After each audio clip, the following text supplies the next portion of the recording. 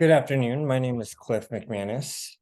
Today, I'd like to present to you guys the right to refuse, a natural born right that is protected under the United States Constitution, more specifically the 14th Amendment, and how that applies to mental health.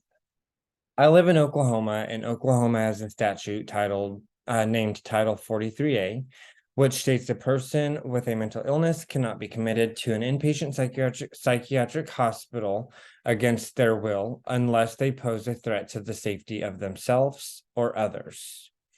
But where does that leave the rest of the United States? So, a brief background on how these protections started to come about state to state.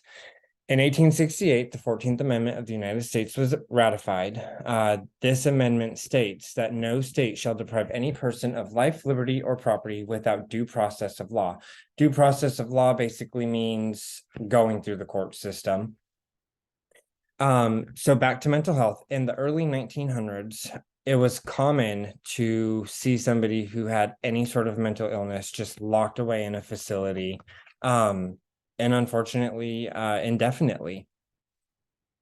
That was until the mid 1900s when advocacy swept the country to stop the institutionalization of those with mental illnesses and developmental delays, which that can be more information on that can be found under the Individuals with Disabilities Education Act.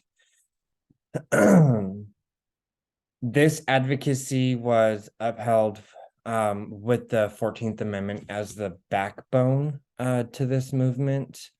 Jumping to 1980, there was another law passed called the Civil Rights of Institutionalized Persons Act of 1980, also known as CRIPA.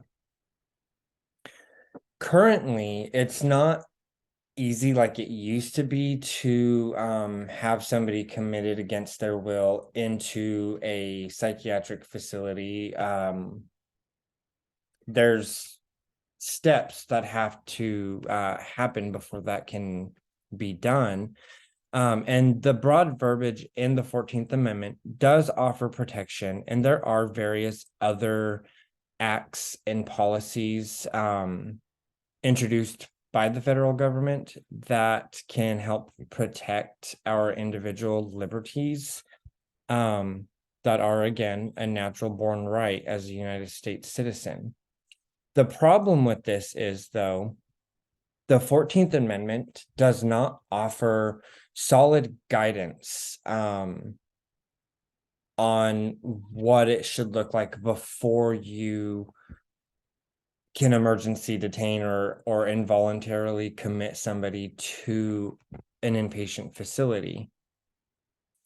And more specifically, there's very little guidance on the rights for those that do have a mental illness. Another problem that I've identified through this research is that CRIPA only averages about 11.5 investigations a year, which is truly an alarmingly low number. Just a quick Google search will show you that currently there's roughly about 625 juvenile detention centers in the United States, which is a facility that CRIPA would investigate if liberties were being stripped unjustly. So at a glance, it does appear that CRIPA is very broad and vigorous in the sense that it may or may not initiate an investigation. Again, another quick Google search will show that a good majority of complaints are screened out before they're ever investigated, which I find incredibly alarming because you're dealing with somebody's freedom. So as a nation, are we doing enough to educate the citizens of their natural born rights before they get into a position where they might be locked away unjustly? So I I would like to present my position as it is absolutely important that we protect individuals from harming themselves and preventing harm to others, but it is equally as important to continue to evolve as our nation evolves to offer more solid protection to the liberty owed to all of us as Americans, even those with mental illnesses.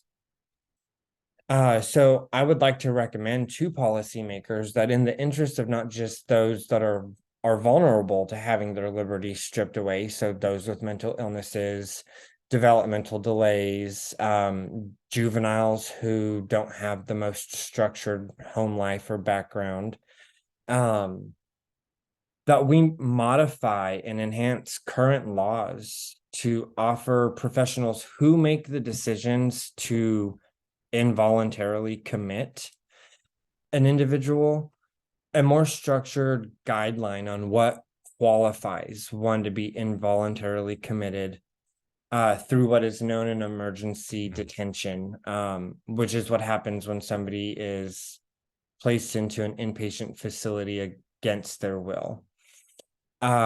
This should not be something that is left up to state government, as that invites the possibility of acting with a bias. So it needs to be more streamlined state to state, and not in a sense that the federal government can overstep, but in the sense that we need to uphold our protections under the 14th Amendment when it comes to our liberty in a more solid fashion. Thank you for hearing me out.